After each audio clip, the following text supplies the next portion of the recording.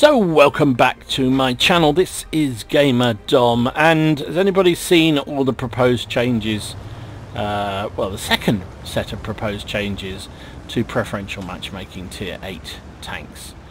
No? I'm sure you have, but I just thought I'd discuss it because it's something I discussed some time ago on the channel, because I wasn't terribly happy with it, as a lot of people weren't, so I'm not claiming any kind of impact on what happened and what's changed subsequently, but yeah, this was a game I played in KV5, and it illustrates very, very clearly what the problem is with tier 8 preferential matchmaking tanks. They just aren't competitive against tier 8s and tier 9s, and the problem is with the current matchmaking system, you are always thrust, well, not always, you're pretty much always put in matches where you are fighting at least a bunch load of tier 8 tanks who are so much better than these preferential matchmaking tanks. Now remember, these tanks were developed for, for those who don't know, these tanks were originally developed as a way of, it was a whole different system, if you like, of the premium approach. Premium tanks in the days when these preferential matchmakings were the norm, were designed to be slightly worse than their own tier, but in its compensation they would only see one tier higher, so +1, and they would generate extra credits, extra crew experience, etc, etc, and that was kind of the deal, right? So you spent your money, you got a tank that more often than not was top tier, more often than not could bully enemy teams, and in return you got extra generated credits, etc, etc. Now the reality is, with the changes that happened to matchmaking some time ago, where they changed the system to encourage this Nirvana that they seem to have, Nirvana of 357 matchmaking. So the idea is, the perfect scenario in the world of tanks at the moment is that there are 3 top tier tanks, 5 middle tier tanks, and 7 bottom tier tanks. And the problem is with the preferential matchmaking tanks is they are not good enough to compete against their own tier, let alone things like that, which is in front of me, the Object 257, the tier 9 Russian heavy tank. I just don't stand a hope against this thing. Even firing premium, I'm struggling. I managed to bounce the first shot on my armor. I think track set it actually, but the second shot he put right through me, and I've got to angle, and there's a light tank there as well, which is not creating much, not giving me much hope. Anyway, not to talk about this battle because it was nothing special, but it was a great example of the problems you have when you're in a preferential matchmaking tank like the KV5 against tier 9 tanks. Now I think I missed him. Yeah, great. So what are they looking to do? Well, earlier this year they put out this idea that what they would do with preferentials, well, first of all they started with this whole bullshit story that preferential matchmaking tanks were the whole cause of the failed matchmaking.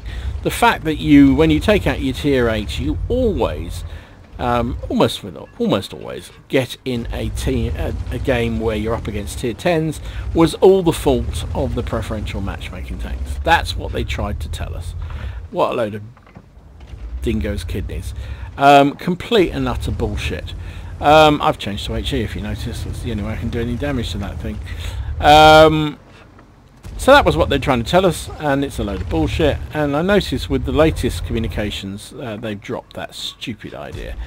Anyway, so what they were going to do was they were going to bolster all the preferential matchmaking tanks so they were pretty reasonable tier 8s, and they would become normal tier 8s. So you wouldn't get your preferential anymore, you wouldn't only get your +1, you would have the, well, likelihood of, like every other tier 8, of facing tier 10s on a fairly regular basis. Now, not unreasonably, people went, hang on a minute, that's not what I bought. I bought a tank that gave me +1 matchmaking. That's what I want. I don't want anything else. Wargaming went, oh well, if you don't like it, basically, well, actually Klaus Kellerman coined the phrase, and I love it, is the Russian discount, or Russian refund. And the whole idea of this Russian refund was that they would basically allow us to buy another premium instead, for a slightly discounted rate in exchange for getting rid of our preferential matchmaking tank that we didn't like anymore.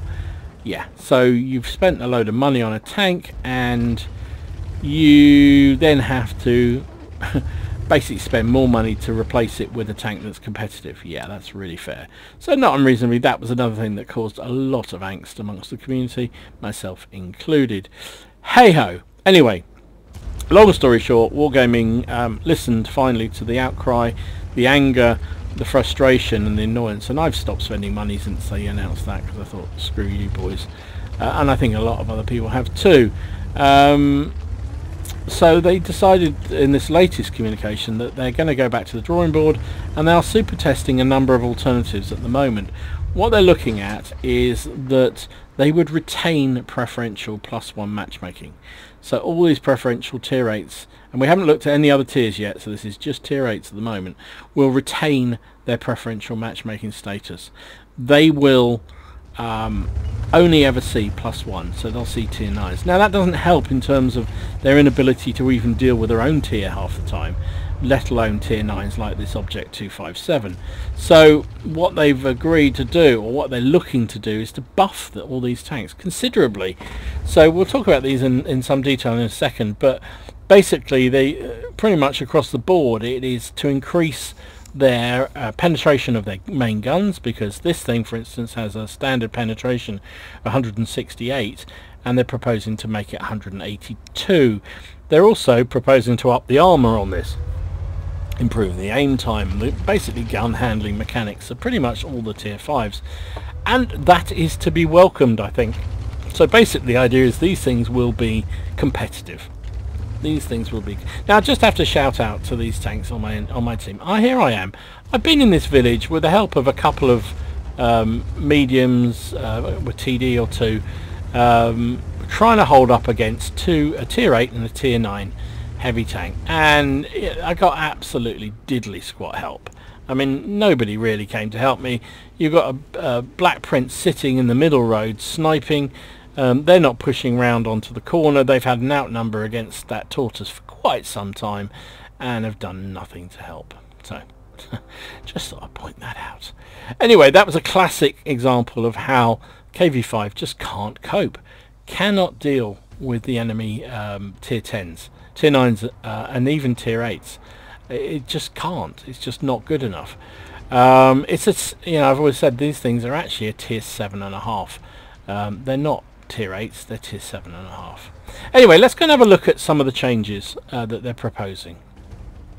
So here we go. This is the article that Wargaming put up recently, fixes to preferential matchmaking tanks. Now again, they point all this out. This is not confirmed. This is just currently where they are in terms of their thinking process, and they're super testing all these tanks to see what the effects are and whether or not it does the job.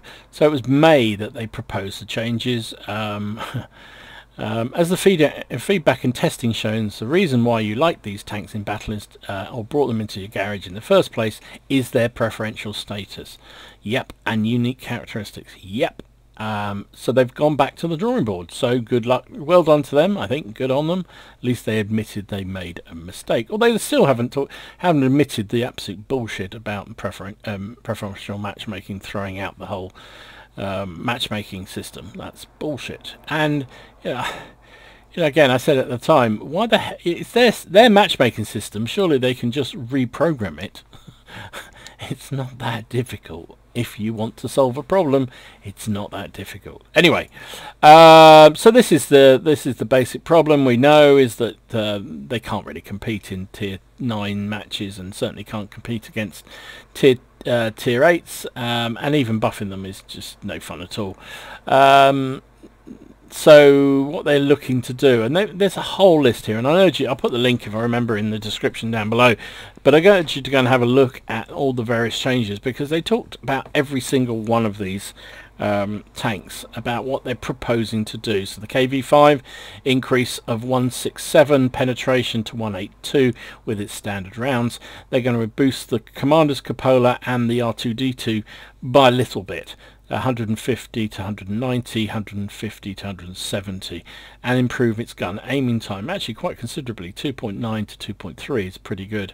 Now, as they note here, I think they do in one of the notes somewhere I saw, the challenge is that you don't want to make these things so dominant that when they do get top tier, when they are chosen 3 and they're going up against tier 6 tanks, the tier 6 tanks don't have a hope in hell.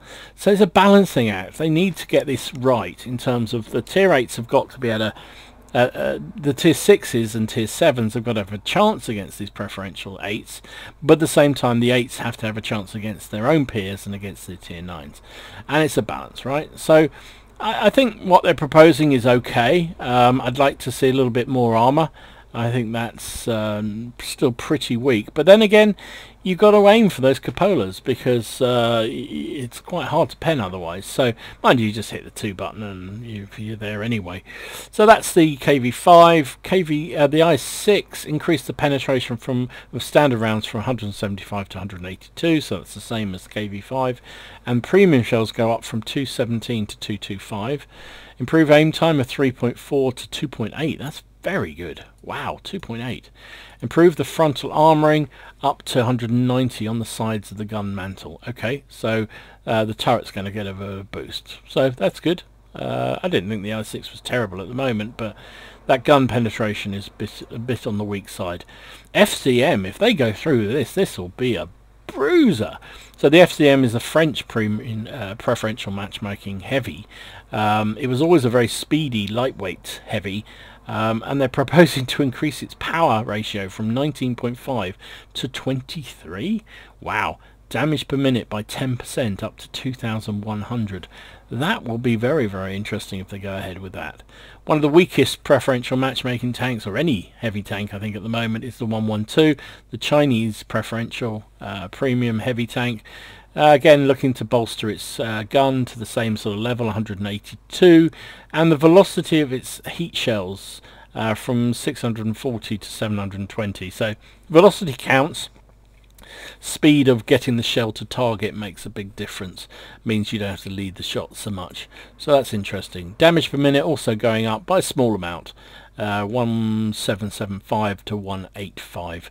It always had a couple of patches ago, it had a huge boost in terms of armor. So the armor isn't a problem with this thing. It was always its gun handling, which is incredibly weak. WZ11111111, the other preferential Chinese heavy tank. This thing again, same gun increased to 182, and again the shell velocity for the heat shell going up to 720. The Mutant, the tank they were never going to sell again because it was given to playtesters as a thank you, and they don't want to thank anybody anymore. They just want to screw you for money. Penetration of standard shell from 198 to 204. Holy smoke, that's impressive. This is a tier 8. 204 penetration with a standard round. Wow. Review the vehicle armoring. Make minor improvements to overall armoring. We don't know what that means. Hull traverse speed goes up from 24 to 28, and decreased dispersion on turret traverse from 0.18 to 0.16. So that's quite a good booster by the look of it. T-34-3, in my mind one of the weakest medium tanks in the game right now. This is the Chinese premium tier 8 medium tank. It is again in line with all the other guns, the penetration going from 175 to 182. Gun depression from -5 to -6.5. That's another big increase actually. This thing originally had I think am I right? It's had 3, I think, gun depression. So now it's gone to 6.5, which is very good, and an increase in the shell velocity for its heat shells again. Hype 59, power ratio up from 14 to 15.5. That's welcome. It is a little bit sluggish on the acceleration. Improved aim time 2.3 to 2.1. Damage per minute up by 50, 1,725 to 1,775, and they're going to look at some of the armor as well to see whether that needs changing.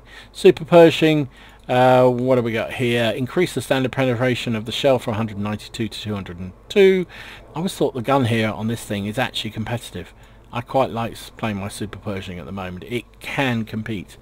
Increased damage per minute up by 50 to 1,800, and its power ratio going up slightly from 9.9 to 12. Well, that's welcome. That is very welcome. The 88 Jagdtiger, this thing is one of the weakest tier 8 tank destroyers now in the game. Increased the penetration from 203 to 212. Wow. Increased another 100 hit points to 1,400 hit points. Wow. Increased reversing speed from 12 to 14 kilometers an hour. That's pretty good as well. Aim time goes from 2 to 1.8. Blimey. They're turning this thing into a real shooting fest thing. So there you go. That's what they're looking at. So they're going to be super testing into the next few weeks and months, and eventually they'll make a decision on what to do with it. And then I guess they'll also then look at if this works at tier 8, is there something we can do similar to tier 7, 6, 5 and all the other tiers that have preferentials in it, because they are planning to change these things. Well, actually, will they have to? I'm thinking about this now. Originally they were talking about using this as a template to apply to all the different tiers, but actually it's only really the tier 8s that struggle. The tiers, you take an E25 out, and if it's still got preferential matchmaking, it's fine. It's better than fine. If you take one of the Churchills that's preferential matchmaking, it's still fine at the moment against its peers, so there's no need to really bolster it. So I wonder whether they'll even touch those now. But we'll see. But this is the tier 8 preferentials, and I think largely I like it. So there you go. A classic example of why the tier 8 premium tanks, preferential matchmaking premium tanks, need buffing. They just can't compete. There was very little I could do to that Object 257 there. I bounced a few of his shots, quite a lot of his shots actually, but getting anything other than HE shots on him was just impossible. And that's the problem, and that's what these amendments to the preferential matchmaking tanks is supposed to address, to allow these things to become competitive once again against their own tier 8s and tier 9s. And I was very critical of the last time they were proposing this thing, and I think I'm very pleased with what they're proposing this time round. Now it's all got to go through super test. We'll have to see what actually transpires, but I think it's a step in the right direction. Love to hear what you think. We won't know for sure. That's for sure until we. That's for sure. We won't know for sure. That's for sure until we get hands on the little tankies. But for me, the reason why why you like these tanks, and the reason why many people bought these tanks, was because they were preferential matchmaking, and you didn't want to fight tier 10s, and they finally seem to have understood that's what the reality is. I suspect it's more they're scared about the fact they would find themselves in all kinds of legal challenges if they did amend these tanks. Or they would have to give a proper refund, not the Russian refund that they were looking to do. But whatever the motivation, I'm pleased this sort of direction they're heading with these preferential matchmaking tanks seems to be the way to go. Largely means boosting their armor, their guns, and just to make them competitive. Because I've always said tier 8 preferential matchmaking tanks are really like a tier 7.5 tank. They're not really a tier 8. They're really designed to be top tier. So this buff, or these proposed buffs, should help them compete against their own tier with the current meta and against tier 9s, and make them worth playing again, because at the moment they are not. So there you go. That was a third class for me. I did jack shit really. I did nearly 1200 damage. Team was a pile of doo-doos, but we got there in the end. 24 shots fired, hit was 17, did penetration was 7, it's same, but it's not. There's several of those were HE shells, so they were 7 pieces of damage for 1200 damage. I took 13 hits, 5 which penned, 8 bounced for 2700 bounced. 56,500 credits, did fire a lot of premium, so I actually made a nice little profit of 8,724 credits. Wow. Money makers, you see, preferential matchmaking premiums. Yeah, right. With the times 4, nearly 5,000 experience, which is one good thing with these things. They do still create a lot of credits for your, well, experience for your crews. So there you go. KV5, showing exactly why it needs the buff, and it needs it quickly. Hope you enjoyed it. And the discussion around what to do about preferential matchmaking tanks. I would love to hear what you all have to say down the chat down below. Should they be buffed? Is this the right way? Should we just get our money back? Should we just, whatever. I'd love to know what you think. Yeah, let me know. In the meantime, enjoy your games, have fun, try not to take it too seriously, and I'll see you again soon. This is Gamer Dom, signing out.